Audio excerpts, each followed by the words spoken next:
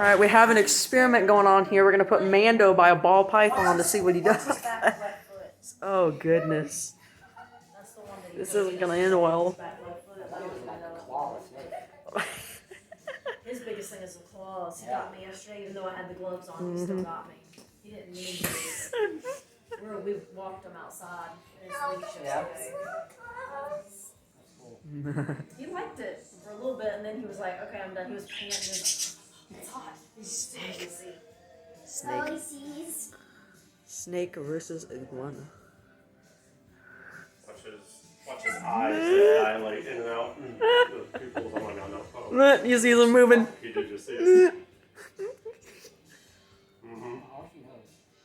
You can start bombing his head in a minute. This is the only one of our animals who will put up a fight to a snake. That one would just get eaten, and then that one would just sit there not knowing what the heck to do. Glands. We got two of them, the little one and the big one. Oh, he's going toward him. Starting to get that camo marking on his back. He's got his own personal design going on now. Oh, he's sneaking up on him. Some of his double claws. Can you cut them like a cat's? You can cut them with toenail clippers, but their quick is so close to the end that it's... I see the quick right They're there. Yeah. just like that, so they're still gonna be long. So it will be hard. I'm scared he's gonna.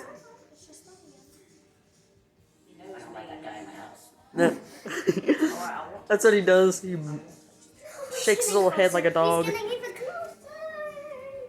Oh, there goes my arms. Oh, the head again. I normally put a towel around my neck and then let him sit up here because that's where he likes to be, is up high. That's where he wants to be, is on top of your head. I'm not gonna let him. There we go. He knows that you have a substance on top of your head that is higher.